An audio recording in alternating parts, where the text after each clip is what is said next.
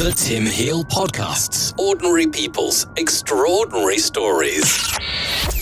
Welcome to the Tim Heale Podcast. In this episode, I'm going to have a chat with Scott. So Scott, if you can tell me when and where you were born, and if you can describe to me what it was like where you grew up, the schools you went to, and the education that you received. So I was born on Easter Sunday, 1963, which was April 14th, 1963. That was in a town in Wisconsin, a smaller town in Wisconsin called Wisconsin Rapids. That's where I went to grade school through fourth grade. I went to kindergarten, 1968. One of the things that I remember vividly as I have been, especially in describing what's going on today, but I remembered it all the way through school, is the weekly readers. And in one of the particular issues, I remember the propaganda, which of course at that time I didn't realize was propaganda. But, they had said that it was irresponsible. This was think about a weekly reader going to kindergartens. They said it was irresponsible to have more than 2 children because of world population. And interestingly, that is, if as I look at what I'm literally working on today, it's the same thing. Trying to expose that agenda. I had a real nice set of teachers through grade school. Well, we'll come on to that. But what was the area like where you actually grew up? Was you in a big town, or were you in a rural area? So through fourth grade was the town we grew up in was about 15,000 people. We lived in town, and so it was wasn't anything to kids could just roam. I mean, I rode my bike every day and walked to school. That's a bit of a rarity, isn't it? Kids walking to school. I thought they all caught them big yellow buses. Yeah, we didn't have any buses or anything like that, and our parents didn't take us to school. We either walked or rode our bikes, and and we played outside. I mean, there was no such thing as being inside other than rainy days. I mean, we by fifth grade, we moved out into the country. My parents bought 200 acres out in the country, and then I had 2 younger brothers, and boy, I mean, that was the cat's meow. So then we learned how to hunt, and we hunted on our own property. We had our own little businesses. We dug worms and sold worms. What for the fishing? Yeah, it was fun. I mean, we had horses, we had cattle. As I moved into working years, I worked before I got my driver's license. I worked on a farm, even though we had kind of a hobby farm. But I worked on a dairy farm then for a couple of years before I got my license, and then living out in the country, it was fantastic. So then we were bused because we lived. Before we had our own vehicles, we lived, roughly 6 miles from the school, and so we got picked up by a bus every day, starting in fifth grade. It was, it was a great childhood. So it was the same. Was it the same school that you went to, or did you have to change schools when you moved away? Yeah, we had to change schools. We moved about 15 miles away. But it was a completely different school system, one that was very few kids lived in the town that the school was in, because the town was only 700 people. And so at that time, it was the largest district from a geographical area, just because of all the busing. And so it bused kids from all over the place. So we spent roughly 45 minutes to an hour on the bus on the morning and on the way home. Blimey, 2 hours a day on a bus. Correct. And is that when you did your homework, or were you just mucking about too much? No, we really didn't do it. It was kind of goof off time on the bus, so we didn't do a lot of homework on the bus. But that was a time. When I think about things now and I see our grandkids, we did have real homework. We had homework every day, and you had to be disciplined, because if you didn't get your homework done, I mean, nobody was there to remind you. Now they remind kids of their homework constantly. Then, if you didn't get your homework done in time, you you you you got an F. I mean, that's just the way it was. It was real. Yeah. When we were in school, one of the things I remember is that you never wanted to have your parents called. So in high school especially, I really enjoyed high school. It's one of the times I would love to go back to. It was an awful lot of fun, a lot of pranks. Um, but you never wanted to do the pranks that were harmless so that your parents would get called, because back then, the teacher would, with serious stuff, they'd give you a whack, and because you deserved a whack. And so if you got a whack from the teacher and the teacher called home, you're going to get another whack. Double punishment. Right. That's not allowed in law, Now, if the teacher gives the kid a whack, I mean, of course the kid deserves it, but but the teacher's in trouble then. Now. Yeah, that's all wrong. So, what was your middle school like? Is that when you moved and you were busting into the middle school? Yeah, middle school. So we started in 5th grade. I started to, personally, I started to achieve.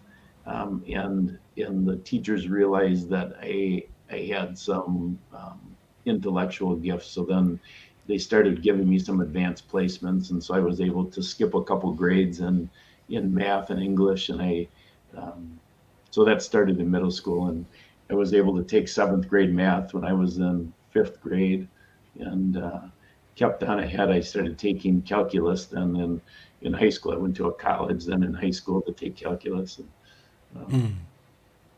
So that was a neat time to be able to be advanced like that. Yeah. So in the middle school, did you start any musical instruments or theatre classes, or was that when you moved up? Well, there was no such thing as theater classes in the small school that we went to, but I did take. I remember I tried the trumpet as far as a musical instrument for a while. I didn't care for that. So that is definitely not my expertise. But there was no such thing as theater in the little school that we went to. All right. So what was your favourite subject? I'll take it was maths, was it? Mathematics was by far my favorite. What was your worst subject then? Which one didn't you like doing? I would say the worst was English, and it'd be finally when I got to college is when I connected the dots. I always got A's in English, but I could never really write. And when I got to college, I got my first C ever, and asked the teacher, what's the reason I got a C? And she said, well, you wrote an awful lot, but it's disorganized. And she taught me about introduction, body, conclusion. It's pretty basic, but because I skipped a lot of grades in English, and maybe that's where they taught it, but I had completely missed that. So I didn't know how to write. And so that's why I didn't like English. But now, that teacher connected the dots, and I enjoy writing today. So moving up to was it middle school to junior high, or is that how it works where you were? Yeah, so we had middle school, and then 8th grade was kind of separate because we had our own building for 8th grade, and then it moved to high school, started in 9th grade. So,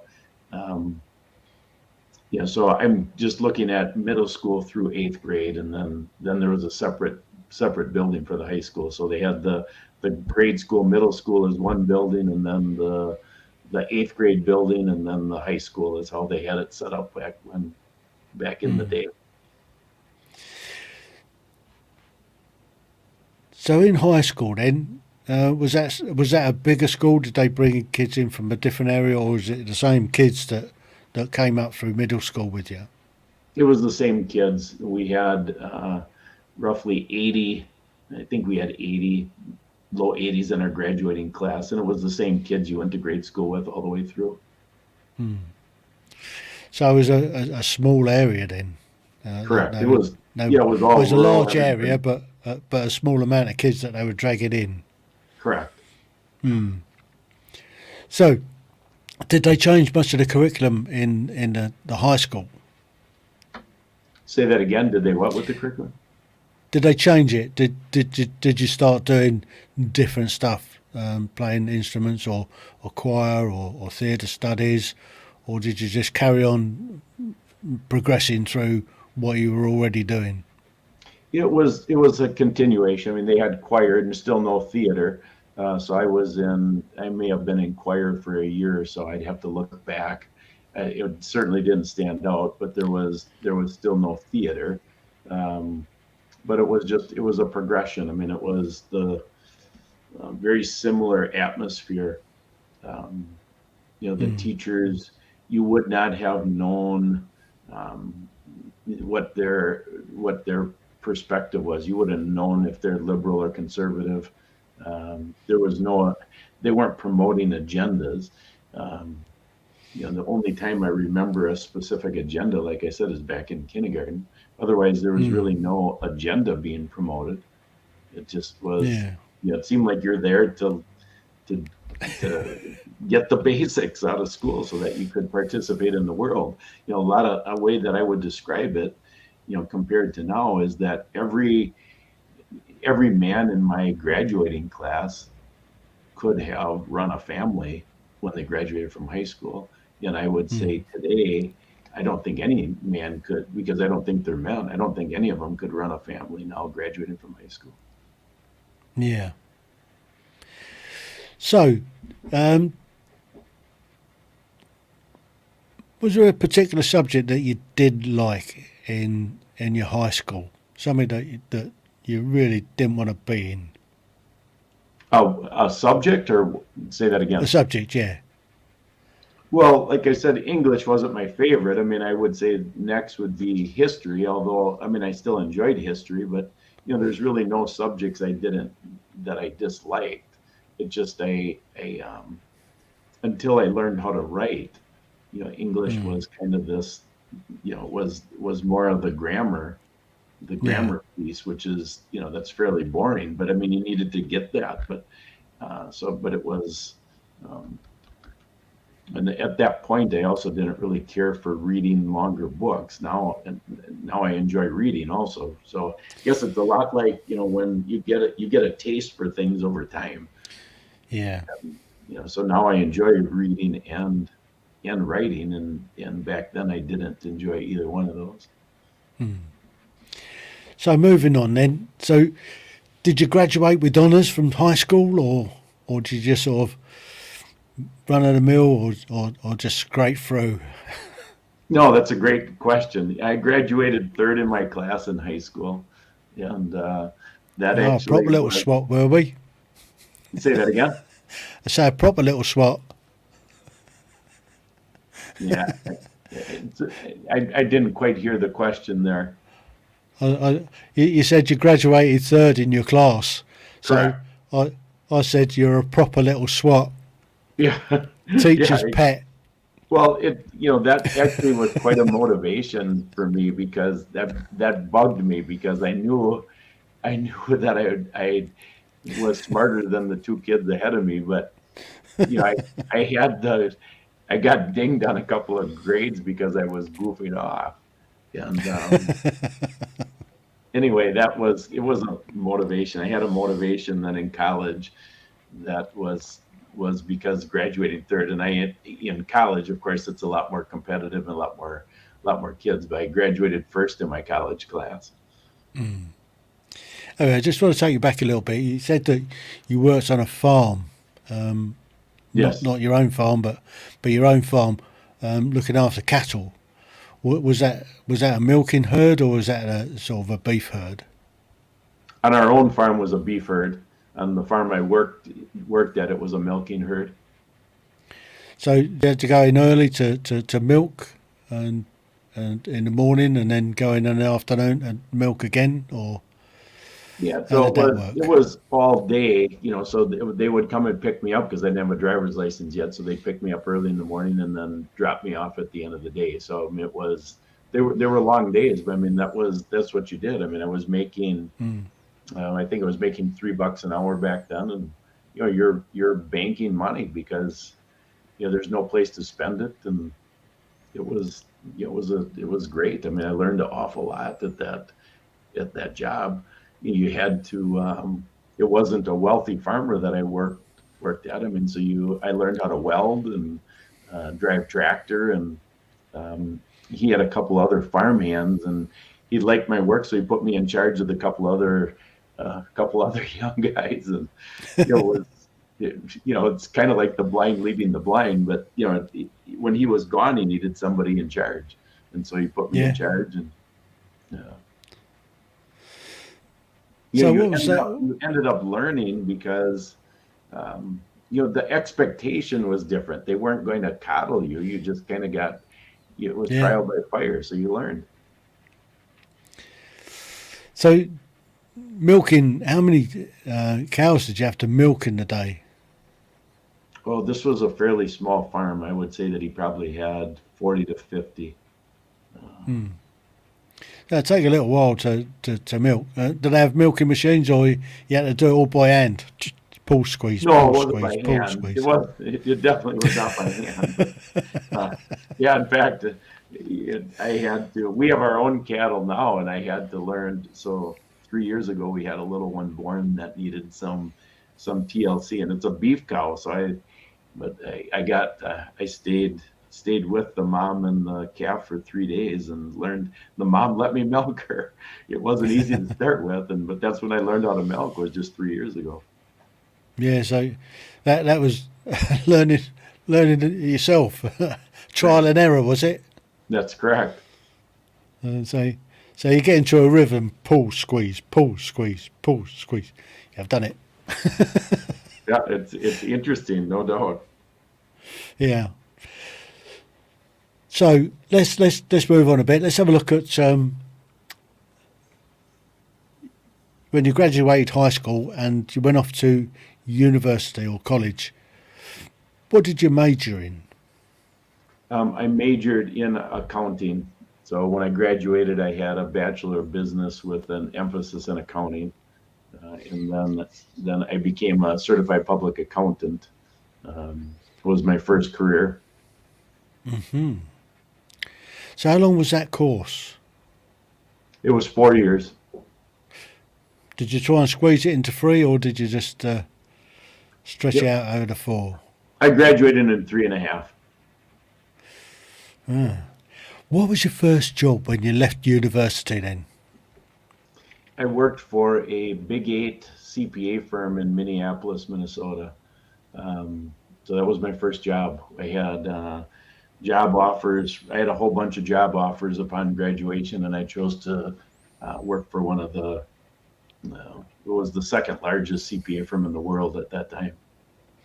Whoa. So you was a tiny, tiny cog in a massive, great big machine then. Correct.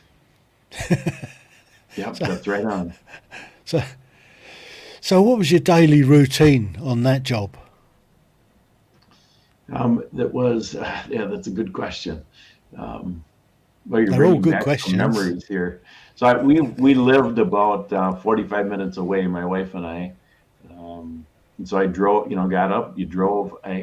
Because it was a big city, I would want to beat the traffic. So generally I would leave early, and then I would wait until after 5 o'clock till the traffic settled down to leave the office. And the routine was I was in the tax department, so we were assigned work through a chain of command. And so ultimately, that chain of command, the supervisor who would assign you the work, you'd get the work done, they would review the work, you'd fix your mistakes, and you basically kept learning, and you'd move up the ladder as you would be fixing your mistakes, and they saw that you were catching on. Ah. So you said you were married. When did you get married? We got married November 15th of 1986. While you were still in college.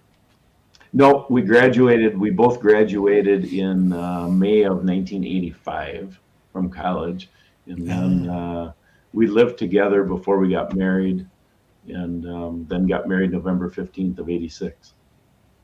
Right, with you now.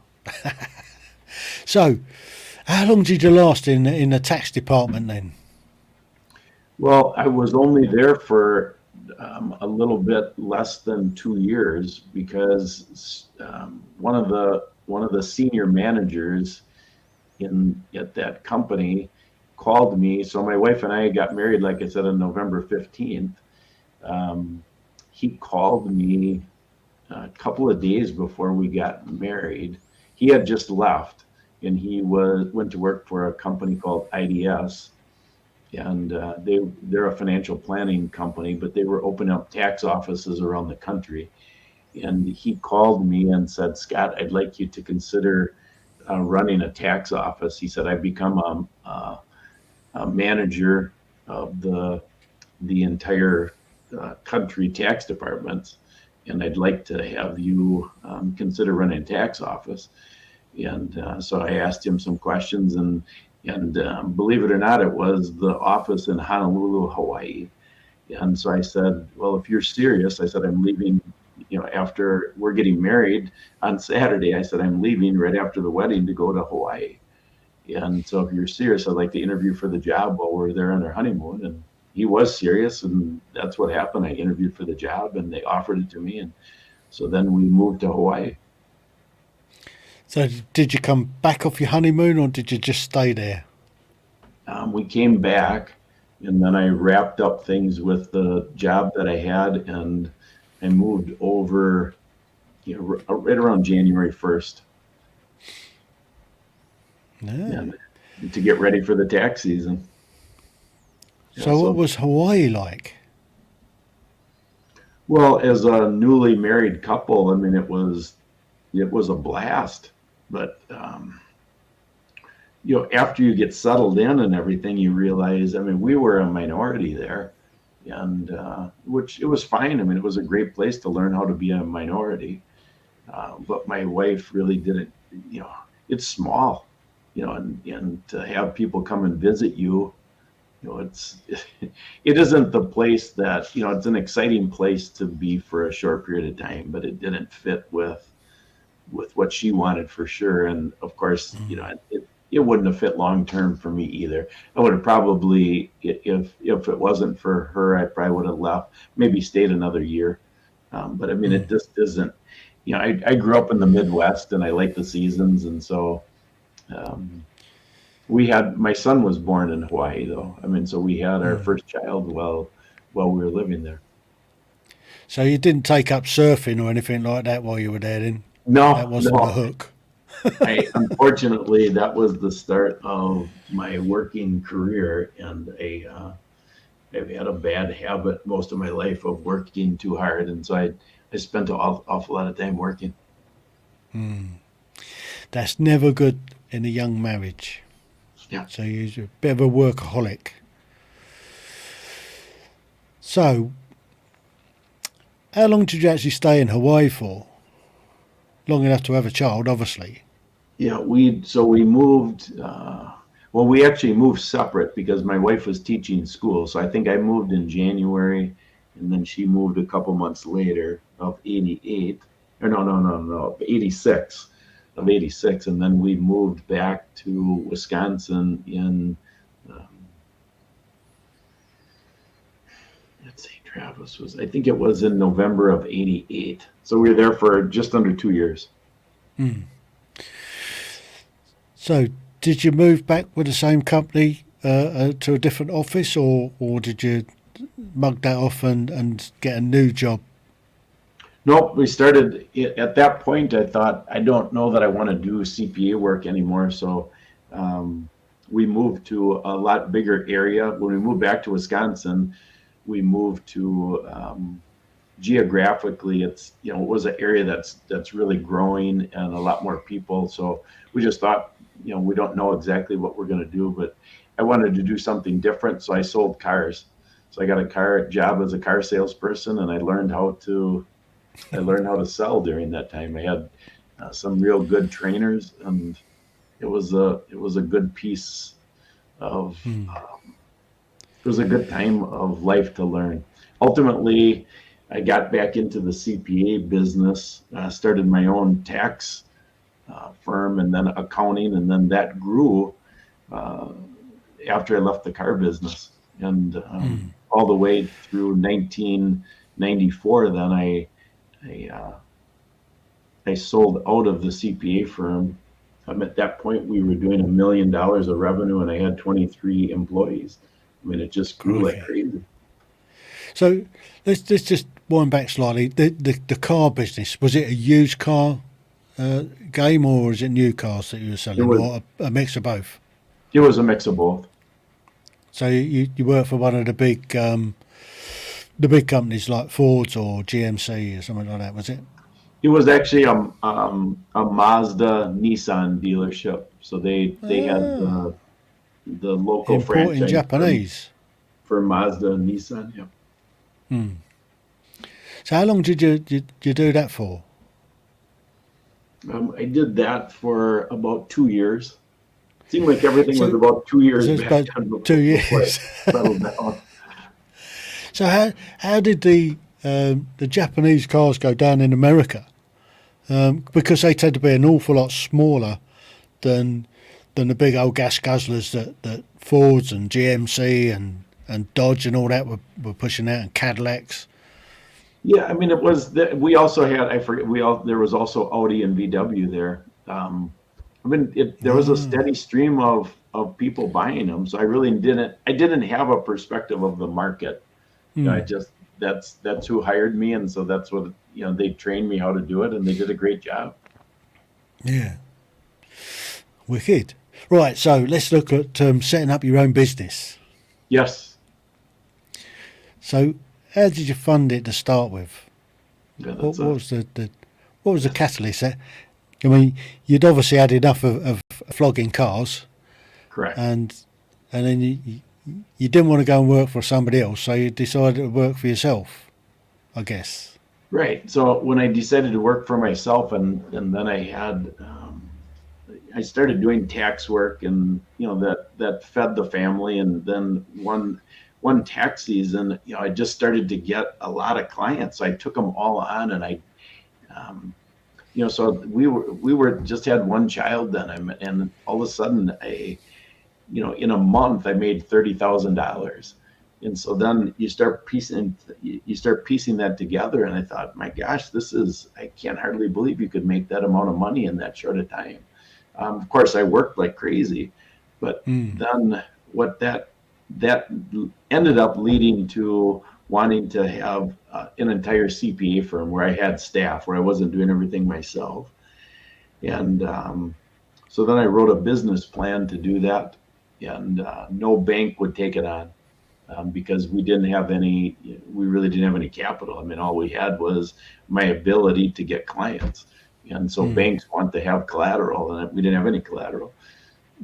So I put, to be able to fund that, I don't remember the exact amount, but it was in the neighborhood where you needed money. You needed money for the computer system, which was fairly expensive back then. Computers are a lot Yeah. cheaper now. Then you had negative cash flow because you needed a team. So you got payroll going out without having cash, the cash coming in, because you're billing the clients. And so it was in the neighborhood of about $120,000 that I needed. And so instead of, just at that point, I learned that, well, just because a bank doesn't want you or doesn't want to lend you the money doesn't mean that it's not a viable entity. So I had enough credit cards that I'd accumulated over the years. I put the whole 120,000 on credit cards and let her rip, and never looked back. that's quite a risk, isn't it? Well, But I guess it really I guess if you knew what you're doing, it's not a risk. If you believe in yourself, it's not a risk at all. And so yeah. that's what I had to decide. I thought, well, these banks are all rejecting me because collateral, but this is really not about that. I'm trying to pitch myself. So do I believe in myself or not? So the bank would lend me money at back then the bank interest rate may have been, let's say 7%, and the credit card interest rate is 16%. So, it's an extra, Yeah. it's an So extra 9%. Do I believe in myself or not? And, so it's not that, so on $100,000, 9% is only $9,000 a year. So, I mean, am I not going to believe in myself for $9,000? It didn't make any sense. So that's why I went ahead with it. and I guess it paid off. Well, So what was the negative effect? I've learned how to be able to be financially successful through that. But, financially successful is really not important. So what was the negative effect of believing in yourself, going forwards, building a business, starting to employ people? What about your personal life? How did it affect that?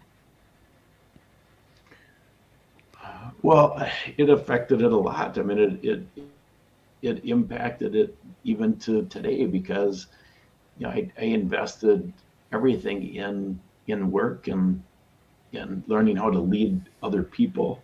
But, so then I assumed that my wife could just handle the family. And so I never gave her the leadership attention that she needed as my wife.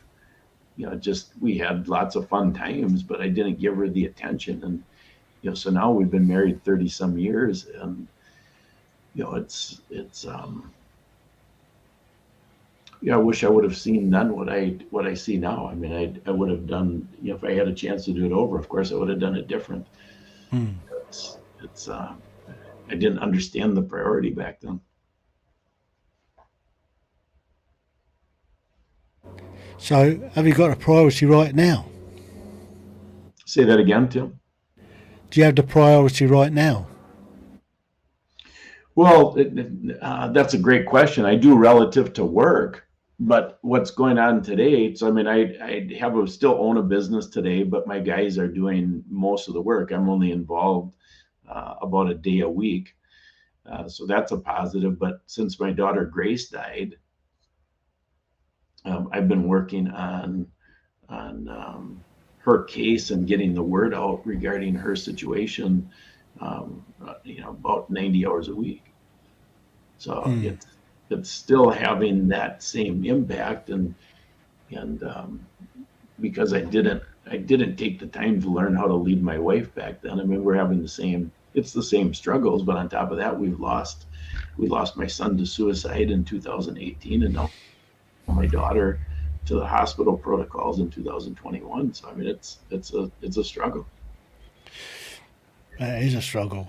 I mean, it's never easy losing a family member, but it's even harder to lose a child. I mean, fortunately, I've not been down that road. I've lost a wife, and I've lost a best mate, and I've lost lots of friends along the way. But and my father and one thing and another. But yeah, I can't imagine what it's like to lose one child, let alone two. So, how are you coping at the moment with that? What's your process for dealing with that? For the process for daily living, is that what you said? Yeah. Well, I wouldn't say that I have a process. I would say that I have beliefs that I know are true, and those beliefs will get me through. But I mean, I have good days and bad days. Grace was our daughter who we lost in October of 2021. And she was my best buddy. Grace had Down syndrome, and I miss her.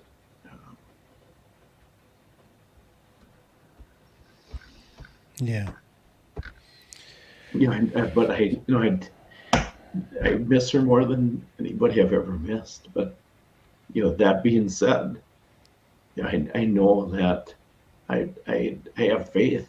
I have faith in God. I have faith in Jesus, and I know that the evil that took Grace out, God is using for good, and I'm part of that plan right now. So I mean, that's what I work on every day.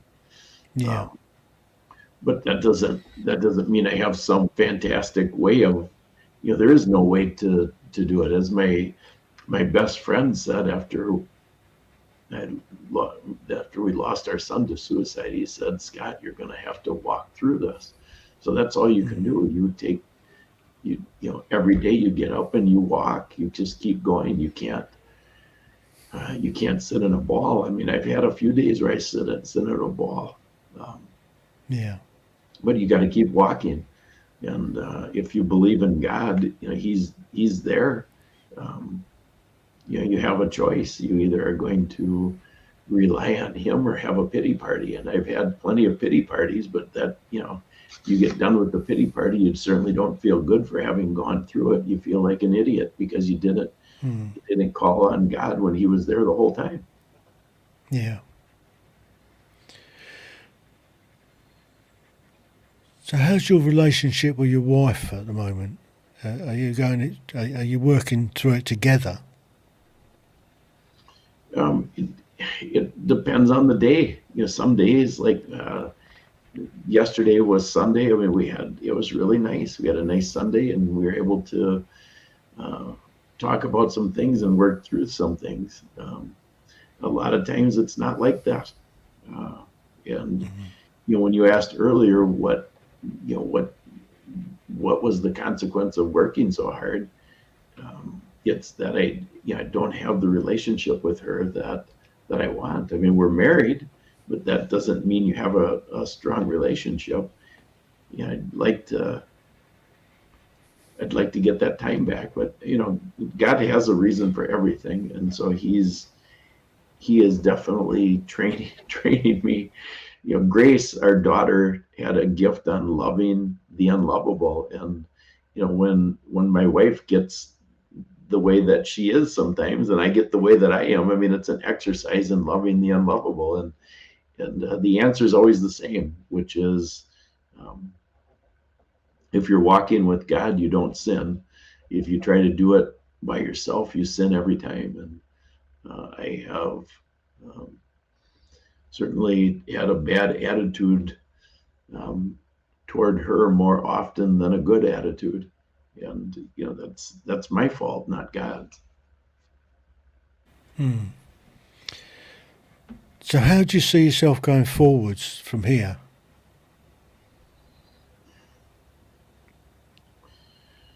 What's the future hold for you? Well, the short-term future is we are invested as a family um, on Grace's story. So that's the short-term future. Where that goes, I'm not sure. God has opened up so many doors, I can hardly believe it. Many, many miracles through this process of sharing Grace's story. So I don't know what doors He's going to keep opening. And so based on those doors opening, which is strange for me to say, because I'm a businessman, I like planning things out, but I really can't tell you what tomorrow is going to bring. Um, so that's just a fact. So I don't know. I don't know where that ends. I see we have two grandkids. I see the relationship with my wife getting better. Um, the relationship with my daughter has the two grandkids. The relationship with her family is improving over losing Grace, because we're we're getting together more often and talking more often, and it's been nice. Um, I see me learning. I'm a stubborn man, and so God keeps hitting me over the head with a club, and I'm slowly getting it. So I see that I will get this, and Yeah. I'll have a relationship with my wife again, the one that I wish I would have had for a long time. Might always be a good idea to go away and have a holiday together. Get away from everything around you that you know, and maybe look at starting afresh. Have a new honeymoon. Right, that That's, sounds like a great plan. I mean, yeah, take her away, pamper her, and then come back afresh, um, and try that.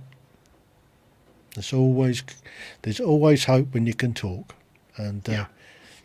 and if you can go away from the environment that you're so used to, and go somewhere totally different, on totally neutral, then you can work your way, um, through anything. I think, Yeah. and I think that's a real key life skill, to be able to just sit down away from everything and just be yourselves and open up. Right. I like that advice, Tim. Thank you for that. You're most welcome. So Scott, you've had a rough ride of it, and I just wish you every success for the future, and that, you're able to move on and build that relationship, with your wife, and maintain that relationship with your grandkids, because they bring an awful lot of joy. My Oh my grandkids God. are Yeah, great fun. they're a blast. Top tip with grandkids: spoil them rotten and then hand them back. Yeah. And if you really want to be mischievous, give them some chocolate and sweets before you hand them back. Yeah, yeah. But I take them a few times a year, just me and them, and we have a little cabin. So I took them twice already this year, fishing, and yeah, it's good. So involve your wife in that as well. Sure, she'll enjoy it. Yeah. Well, Scott, thank you so much for sharing your story. How could people get in touch with you if they want to reach out?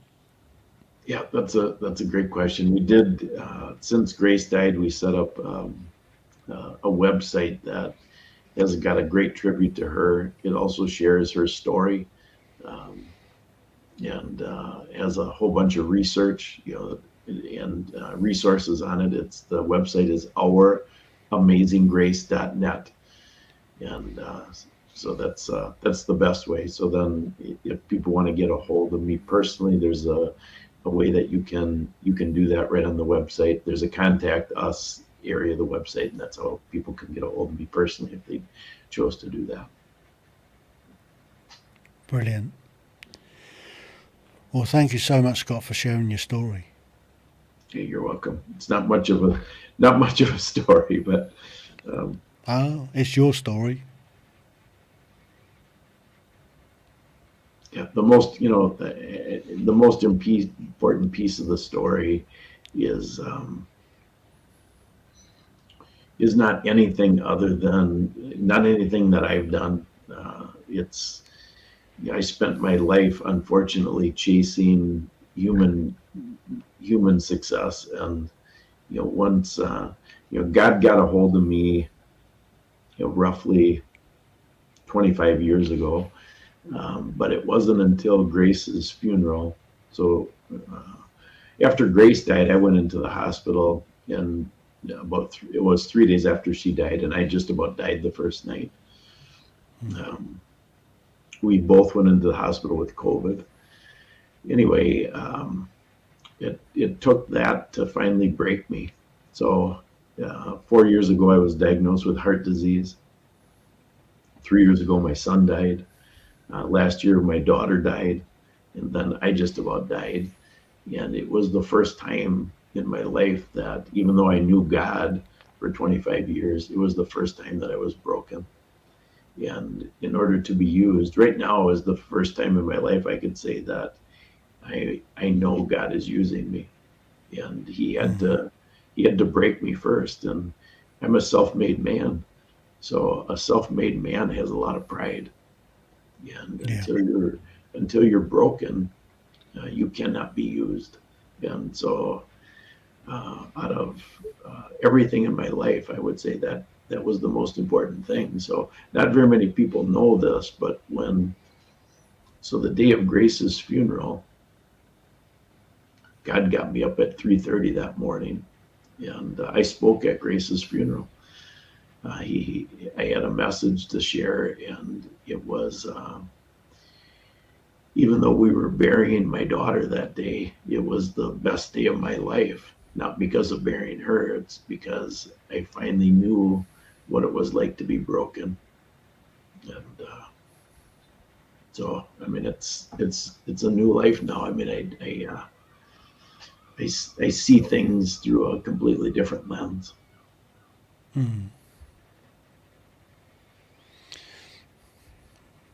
That's important. And do you share that on the website? How to? No, the website is really a tribute to Grace along with her story. It's not about our family or anything. So I've only shared that with a couple of people. But it is, as we wrap up, I mean, I think about, okay, what, this isn't all about doom and gloom. I mean, God has anybody that chooses to believe in him, it was roughly 15 years ago, I prayed for him to do whatever it takes to break me. And at that, so he will be faithful. Of course, he was going to do it regardless of my prayer. If you're one of his job is to break you. But you either can be broken through stubbornness and take a long time, or you can willingly submit. And, it took a long time for me. And so that's why I have hope. I mean, I have hope that I'll be able to have a relationship with my wife again. It isn't a hope that's based on me doing everything. It's a hope that's based on the reality that God is working me through a process to love the unlovable, and my daughter Grace was part of that. I mean, Grace had Down syndrome, and she had unconditional love. Just the way she was. She was fantastic. She loved me even when I was a jerk. And it's just the way she was, and it's wonderful to have had her as an example. Example that God used to show me directly what it's supposed to look like. Fantastic. Well, thank you again, Scott, for sharing. Well, thank you for having me, Tim. You're welcome. The Tim Heale Podcasts. Ordinary people's extraordinary stories.